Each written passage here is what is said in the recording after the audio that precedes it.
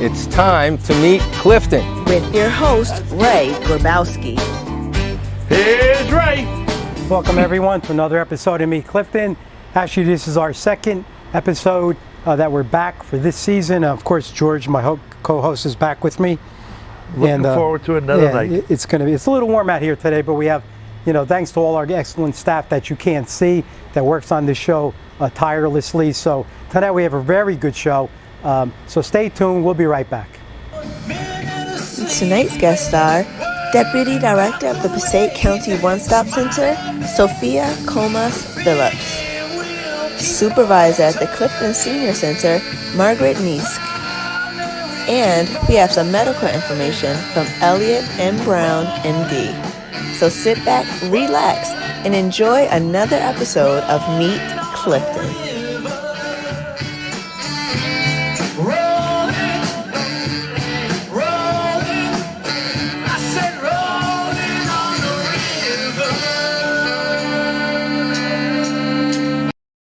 Okay, welcome back.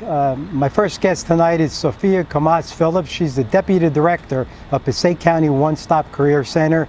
Sophia, thanks for coming on. You're welcome. And we're talking about, unemployment and people finding jobs. And the OneStop Center, you can explain it a little better than I can, so if you could just tell me a little bit about it.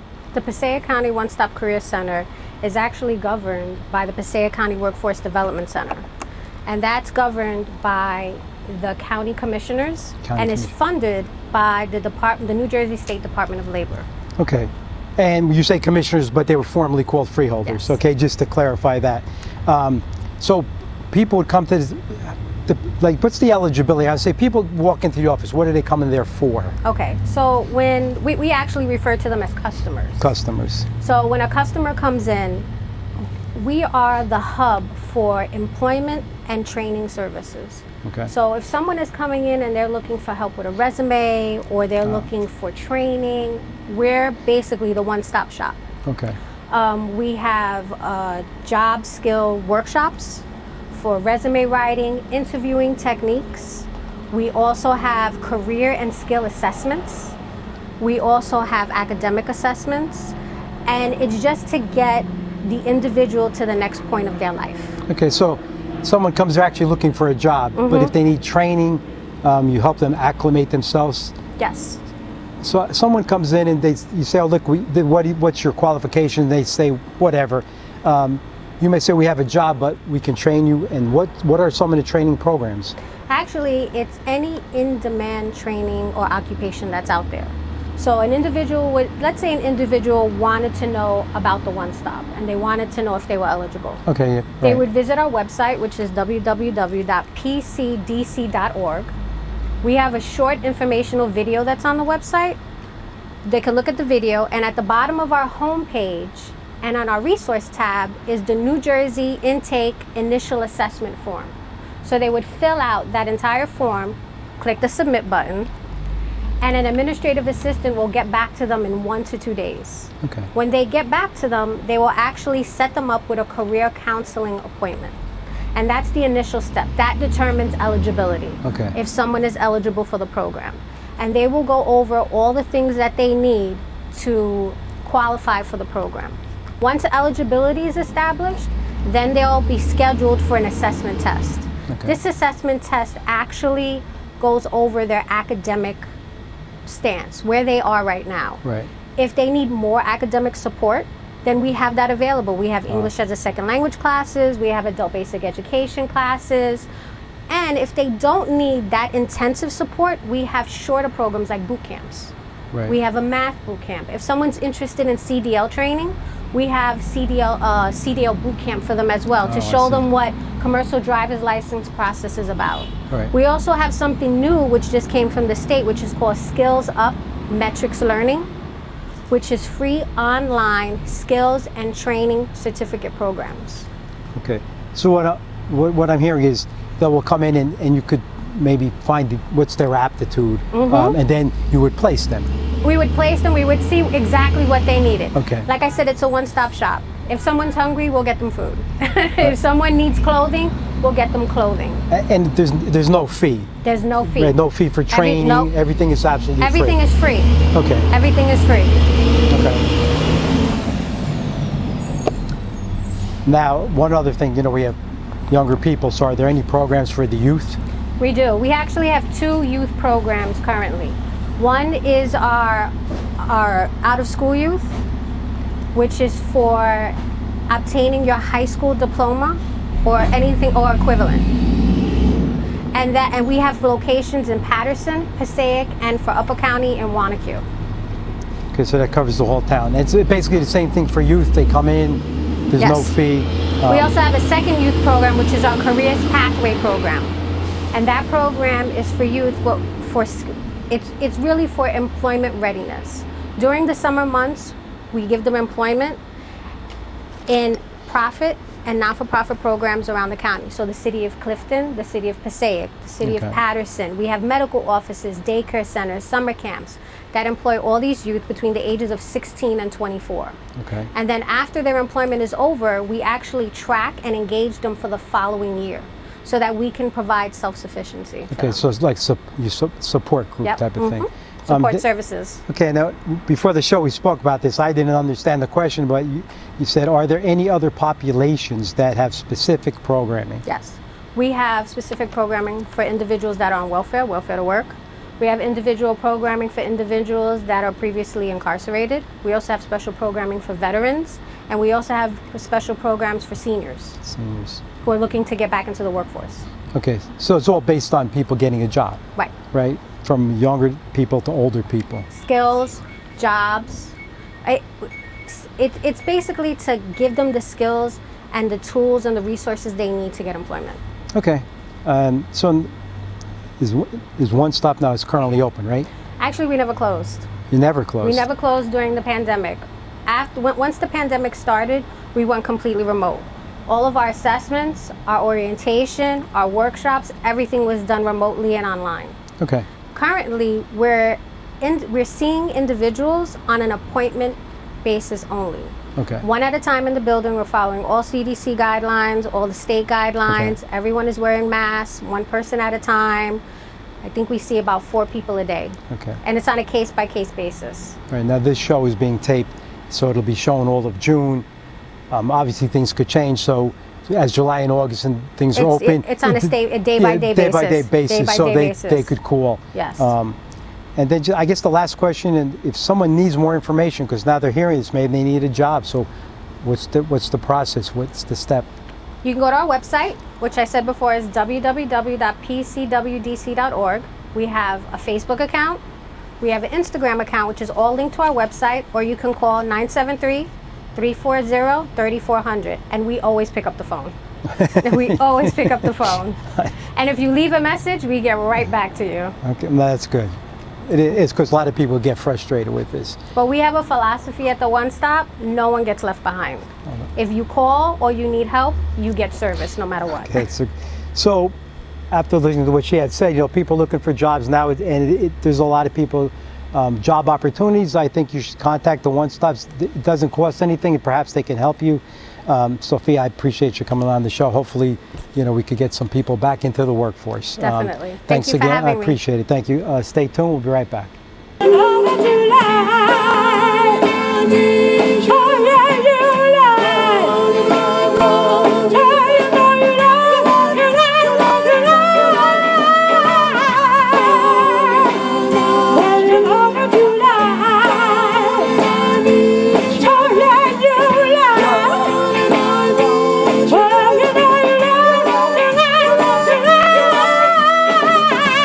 Okay, welcome back. Our second guest tonight is Margaret Niensk.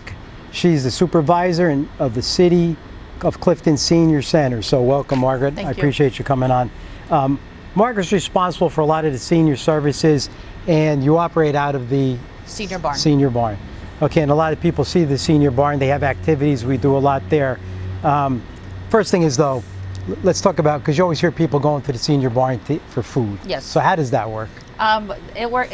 They come for continental breakfast. You have to sign up first through the county nutritional program, and it's a continental breakfast in the morning. Then they finish that up and they start to play bingo, and then after bingo there's a lunch for them. That's a hot meal that's served, and every day is a different meal. Okay, is there And there's a fee. It's $1.25. It's a suggested donation of $1.25. And is there an age beginning or end? They say it's 60 or over. 60 or over. Okay, I know that's not your main And responsibility. you have to be a Clifton resident. Yeah, Clifton resident. But what is your main responsibility? You know, as the My main responsibility is, to look out at the nutrition program and also provide the different services that we provide to all the seniors in the city of Clifton. do you have anything to do with the cars that pick the seniors up? No, I don't. But we have that's the Clifton Outreach Department. Okay, so that's not your No, that's not your our thing. Okay, but so you basically provide older adult services. Correct. Because it says for aging. What other services do you provide? We also, myself, I'm a certified ship counselor, as well as Mike Servine. He's a volunteer ship counselor. So if you have any Medicare questions, you call our office and set up an appointment. We can handle that for you. Okay, because there's a lot of questions about that. Yes, a lot. And I know you're really good because people always say you get back instantly. I try. You We do. try our best. We want to get back to everybody right away. I know you put a lot into it. Before I want to talk a little bit about the senior, but any other programs that they would come to you for besides the Yes, Medicare? we also have the PAD program, PAAD. A lot of the programs are based on income and eligibility. So the best thing would be if you would come call the office and we would screen you for any services. So we have the PAD program, which is the pharmaceutical assistance to the aged and disabled. That helps you out with your prescription drug plans. If you're eligible, you become eligible, then the state will cover your monthly premiums for your prescription drugs, Right. as well as giving you a $225 credit every year for your gas and electric bill. Okay. And we also provide home energy assistance as well. There's an application that you need to come in and fill that out with us. Okay, and looking through all these, you don't have anything to do with the CHIP, CHIP No, program? we don't, but we do referrals. But when they would call yes, you for this? they would call us, and then we would get the application Okay. to them. And if they would need any help, then they would call the housing department. Miss, did you have a question, George? Yeah, you also help the seniors with their taxes. Yes, Which are yes. Well, that's with the income taxes. That's through AARP, the volunteer services. So this year, everything went online. So we helped the seniors. They would bring in their paperwork. I would scan it for them, and then we would send it to the AARP volunteers, and they did their taxes for them. Yes. So basically anything senior related is going to come through you and you Yes. would direct it. Yeah, Yeah. living wills as well.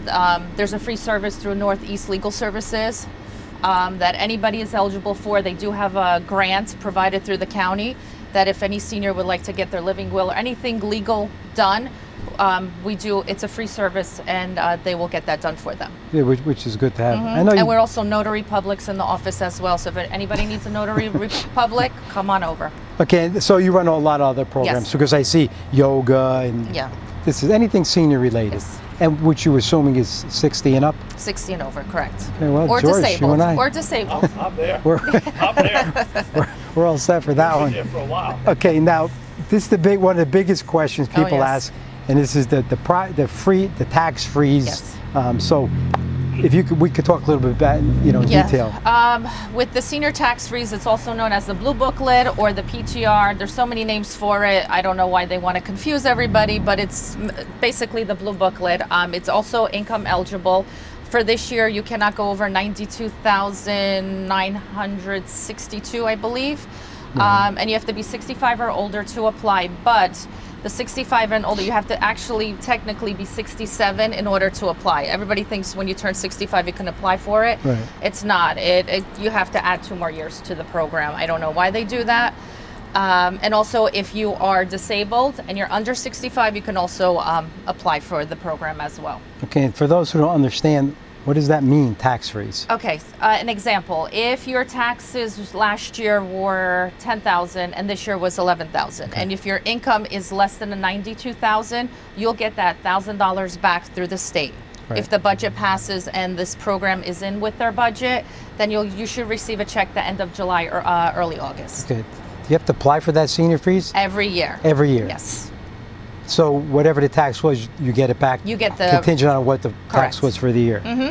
So actually, it's pretty substantial savings. Yes, it is. You know, Some all people are around. getting over $4,000, $5,000 because they Right. were in the program for a while. So in essence, if you apply every year, let's say your taxes were 12, they're going to basically stay 12. And Yes, Yes. It's not, it technically doesn't freeze your taxes. You're still paying the increase, Right. but you're getting that reimbursement Gonna get back. reimbursed. Yes, from the Okay, state. so that's still a good. And Yeah. to tell you the truth, 92,000. You know, that's And every year it does go up the amounts. that's pretty high income anyhow. So you're saving a lot of money, Correct. Clifton. You know, obviously you have to be a little older, but and I'm looking at single or married and all these things, but they could call you for this. Oh, yes, yes.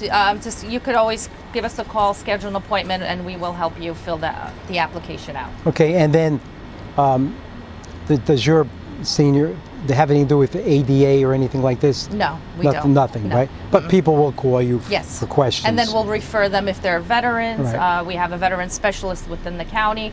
Home Care Options as well has some programs for the veterans, and we could do the referrals from our office. Okay, because that's important to know. So, I mean, I appreciate Margaret coming on. Just remember that 67, you have to be 67 to apply. in order, yes. Right, Or if people- you're permanently disabled, under 65, okay, you can. that would be a good thing to keep in mind. Any other questions when you're a senior? I would just call Margaret because everyone else does, and Yeah. she'll figure it out. So, Margaret, thank you for coming on. Anytime. I appreciate it. Thank you. Anytime. Appreciate it. We'll be right back. Hello, Clifton and friends. Welcome to the updates. I'm Sharon Korbanix. It's my pleasure to be here with you always. Well, Clifton is opening up and we have some events happening. Now, on June 12th at Maine Memorial Park, they will have the flea market. They will also have it on July 10th. So keep those two dates, June 12th, July 10th. And on June 18th at Botany Village, it's a Friday night. They will have outdoor concerts for your listening pleasure. They will be at Sullivan Square Park, so it starts June 18th and every Friday thereafter. On June 26th, we have the big Clifton City-wide garage sale, and which is a big fundraiser and benefits the Clifton Arts Center. So if you're interested in having a garage sale, please go to the city clerk's office by June 16th, get your application. Again, it's a big fundraiser for the Clifton Arts Center. And those of you who are going to have a garage sale, thank you for your participation. And people who will be shopping at your garage sale, we forwardly thank you for your participation. Now, also on June 19th at Schulteis Farms, which is right on Grove Street, they will have the Young Herbalist Camp. You do have to pre-register for that, so please go to the Clifton Rec site for that, and I'll give you the address soon. And in July and August, as a heads up, there are many different camps that are happening through the Clifton Recreation Department. So you need to go to cliftonrec.com/info/activities/program_details, or you can call 973-470-5956 and get your details. Again, pre-register for whatever camp you like to enjoy. And as a heads up, July 4th, Clifton will have the fireworks display.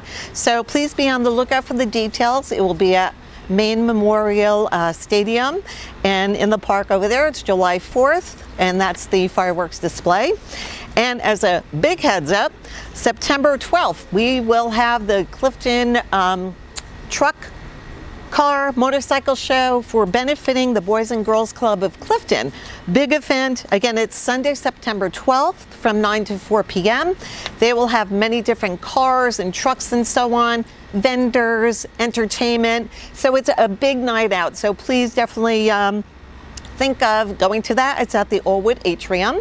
And again, if you have any event that you'd like for us to talk about, advertise, or fundraiser, please call up the City of Clifton. We'd be happy to get the details and do so for you.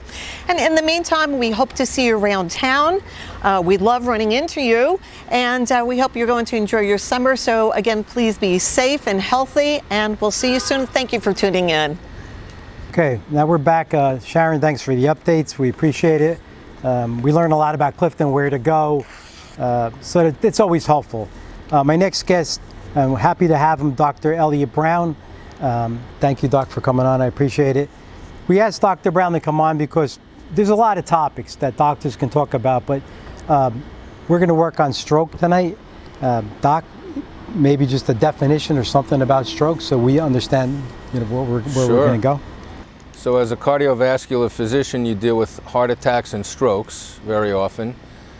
So a stroke would be a brain attack, And patients will say to me, I'd rather die of a heart attack than survive a stroke, because it often leaves a person disabled, they can't swallow, they're a shell of themselves. And so stroke prevention would be really the best treatment and is a large part of what we do.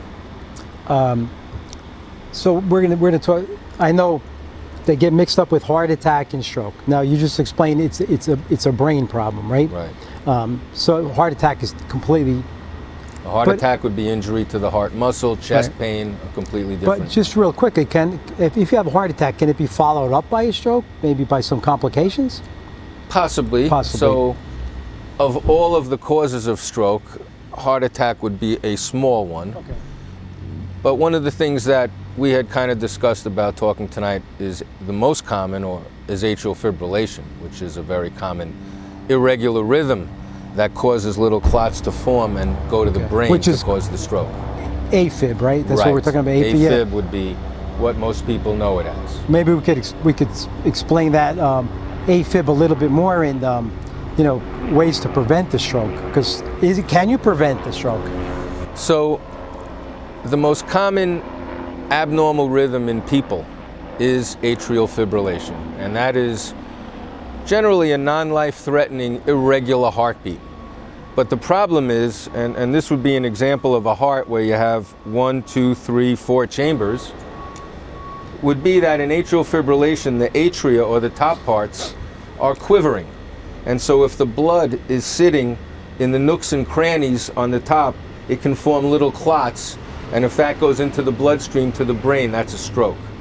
So if a person develops atrial fibrillation, they're a prime candidate of people you want to key into for stroke prevention. How do you determine if they have AFib? So unfortunately, some people don't feel it, but many people will feel the palpitations, getting an EKG at your doctor's office, at your annual physical exam. Sometimes people have a blood pressure machine at home and it beeps irregular and they'll bring it to the doctor's attention. But it's by an EKG would be how you would make the diagnosis. So I know there's been a lot of progress made. Prior to this, though, the choices were blood thinners? Correct. So in order to stop the little clots from forming, people would take blood thinners.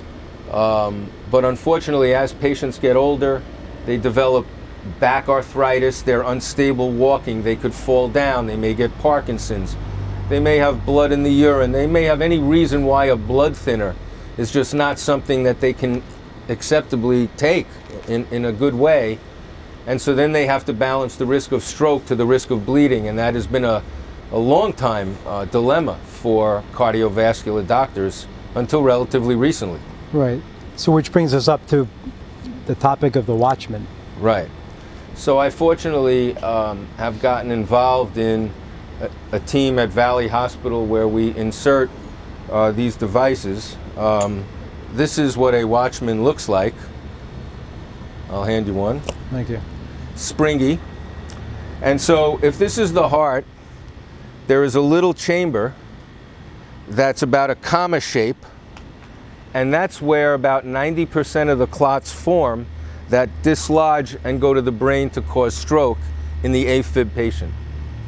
So technology has developed a way that we can go up through the leg and make a little puncture in the top wall of the heart and put this Watchman device, such as like a manhole cover, over the chamber so that clots can't get out and cause the stroke. And so a patient who would have this inserted would continue their blood thinner for 6 weeks. And then a special ultrasound echocardiogram would look at it and show that the skin actually grew over it. And it's then safe to come off the blood thinner in lieu of an aspirin a day for the rest of their lives, basically. Risks? So first of all, the success is 92% of the patients will come off the blood thinner at the 6 week, 99% after 1 year. Wow. There's about a 2% risk in the initial trials. We're at 1.6% at Valley, but there have been no mortalities. Risks include internal bleeding, pneumonia from anesthesia and going down the wrong pipe. But overall, a very successful procedure with a very low downside. So probably not that much risk of rejection because we're putting a foreign body. There is no risk of rejection. So this is made of the same thing that coronary stents are made out of, and it's called nitinol. It is an alloy of aluminum and tungsten steel, and the miracle of this alloy is that it can go in, let's say, a blood vessel you see, and a biological thing that is living and breathing and moving, it will retain its shape, but yet it will deform to a blood vessel or a chamber that's contracting in the heart. And so that's how these implants work. Obviously, realistically, so an average person that they're watching the show and they say, gee, am I at risk of a stroke? They would come in, let's say, to see you or a cardiologist, and would you run tests to see if... Sure. Is there a way to determine if it... I know it's hard to say, but down the road. A general initial history and physical examination would include an EKG, which would immediately tell us if they were in AFib and at risk of getting a stroke. And then during the examination, we would listen to the carotid arteries, which is another major cause, and if necessary, get an ultrasound. But the vast majority and the crux of what I'm trying to educate people about today is that as your parent gets older, or your spouse, or yourself, and you have AFib, which is so common, you no longer have to fear being taken off blood thinners. You have a game changer that will allow you to come off them safely and yet enjoy an active lifestyle and not worry about falling down and suffering a significant injury or death. Right. So is this relatively new technology? So the Watchman was approved by the FDA in 2015. We've put in about 250 at the Valley Hospital. It's now on its second generation, so it looks a little different, and the safety has been perfected to a much lower than 2%. We've gotten a lot better, and the technology is such that the time to put them in have gone from about 45 minutes to 20. So it's here to stay, and it's a great option. And my mother had AFib, and she got one, and it's something I highly recommend for somebody that's not a good blood thinner candidate. And could it be also used for younger people? Not necessarily always older, right? Usually not. Usually it's the older person that would have more risk factors such that they would need to be on the blood thinner long term. I see what you're saying. Younger people sometimes don't need a full-fledged blood thinner, but a 50-year-old who has sleep apnea, who developed AFib, and says, hey, I ski with my family and I have an active life, they would be a great candidate to have something like this, so they can only be on an aspirin and not a blood thinner. So basically what you're saying is this is a great alternative to blood thinners. 100%. It's basically what we're talking about Exactly. here, is getting people off blood thinners with something that's a permanent fix. In the initial trials with Watchman, there's an improvement in mortality rate in the Watchman patient over the blood thinner patient by 27%, because you get them off the blood thinner. So if you accept the small risk up front with the procedure, the long-term mortality improvement is a no-brainer for the patient and the doctor. Right, because I think the pros outweigh the cons, because you're like saying a blood thinner, if you're older, it could cause way more complications Exactly. than something like this that's a permanent solution. You got the message. So just really quickly, if someone watching something and they want to know more about the Watchman, how do they do this? Well, I've been in Clifton for 27 years, Dr. Elliott Brown. I'm one of 2 imagers during the implants at the Valley Hospital, so I'm intimately connected with the program and care deeply about it. I'm right here in town on Clifton Avenue, as I've been, and open for business and any questions I can help anybody with. Okay. I mean, certainly a lot of good information. I think this first time hearing of it, but obviously it would make sense. Cut down the risks. So, Doc, I appreciate it. I hope I don't have to come in and get one, but we'll Amen. see. But I appreciate you coming on. Thanks very much. Thanks for having me. Thank you. Thank you. We'll be right back. Thank you.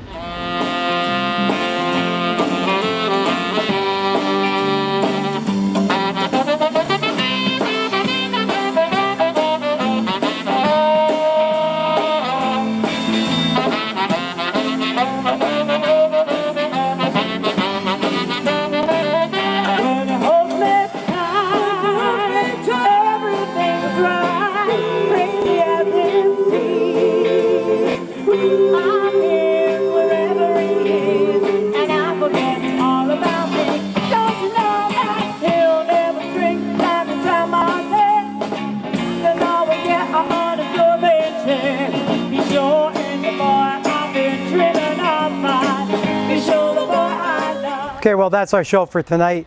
I'd like to thank all my guests for coming on. I hope everyone learned a lot. And keeping with our format, you know, we like to have a city worker came in, thanks to Margaret that came in, of course, to talk about the city. And of course, George, thanks for coming on again. It's been pretty hot out here, but I know you'll enjoy that. And we look for, oh, one other thing I wanted to mention. A lot of people meet us on the street and they ask us about Meet Clifton. If you have any ideas of what we should talk about, or if you have a guest that you think would be good for the show, you know, please contact myself or Lisa at the cable station in Clifton City Hall, because, you know, we welcome new ideas. But in the meantime, be good to your friends and family, respect your neighbors, keep Clifton close to your heart. This is a great city. Thank you. God bless. Good night.